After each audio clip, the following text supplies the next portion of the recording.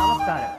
മലയാള കവിതയിലെ ആധുനിക കവിത്രയം എന്നറിയപ്പെടുന്നവരിൽ മൂന്നാമത്തെ കവിയായ ശ്രീ വള്ളത്തോൾ നാരായണ മേനോനെ പറ്റിയാണ് ഞാൻ പറയാൻ പോകുന്നത്.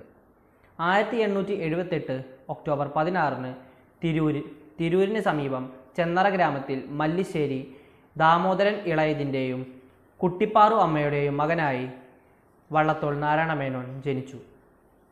സംസ്കൃത പഠനത്തിന് ശേഷം കൈക്കുളങ്ങര രാമവാര്യരിൽ നിന്നും തർക്കശാസ്ത്രം പഠിച്ചു. 1905 തുടങ്ങിയ വാൽമീകി രാമായണ വിവർത്തനം 1907 പൂർത്തിയാക്കി. 1908 ഒരു രോഗബാധയെ തുടർന്ന് ബധിരനായി. ഇതിനെ തുടർന്നാണ് ബധിരവിലാപം എന്ന കവിത അദ്ദേഹം രചിച്ചത്. വൈക്കം സത്യാഗ്രഹ കാലത്ത് ഗാന്ധിജിയെ നേരിട്ട് കാണുകയും തുടർന്ന് അദ്ദേഹത്തെ പറ്റി വള്ളത്തോൾ എഴുതിയ കൃതിയാണ് എൻ്റെ ഗുരുനാഥൻ. കേരളീയ കലയുടെ ഉന്നമനത്തിനു വേണ്ടി തൃശൂർ ചെറുതുരുത്തിയിൽ കേരള കലാമണ്ഡലം സ്ഥാപിച്ചത് ഇദ്ദേഹമാണ്. കഥകളിയോട് അടങ്ങാത്ത കമ്പമുണ്ടായിരുന്ന ഇദ്ദേഹം 1930 കുന്നംകുളത്ത് കഥകളി വിദ്യാലയം സ്ഥാപിച്ചു. ഇതാണ് പിന്നീട് കേരള കലാമണ്ഡലമായി മാറുകയും ഇതിൻ്റെ ആസ്ഥാനം പിന്നീട് ചെറുതുരുത്തിയിലേക്ക് മാറുകയും ചെയ്തത്. ഒട്ടേറെ കൃതികൾക്കുടമയാണ് വള്ളത്തോൾ.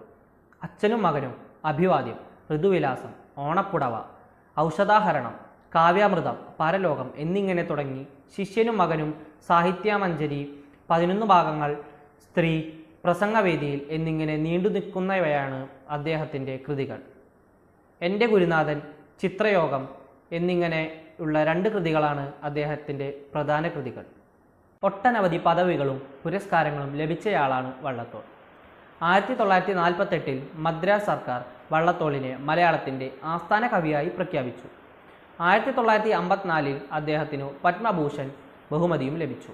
സമസ്ത കേരള സാഹിത്യ പരിഷത്ത് അധ്യക്ഷൻ, കേരള സാഹിത്യ അക്കാദമി ഉപാധ്യക്ഷൻ എന്നിങ്ങനെ പദവികളും വള്ളത്തോൾ വഹിച്ചിട്ടുണ്ട്. പ്രശസ്തിയുടെ കൊടുമുടിയിൽ എത്തി നിൽക്കെ 1958 മാർച്ച് 13 തൻ്റെ 79ാം വയസ്സിലാണ് അദ്ദേഹം അന്തരിച്ചത്. ഇതാണ് വള്ളത്തോൾ നാരായണ മേനോനെ പറ്റിയുള്ള ലഘുവിവരണം. ഇത് എല്ലാവർക്കും ഉപയോഗപ്രദമാകുമെന്ന് കരുതുന്നു. നന്ദി, നമസ്കാരം.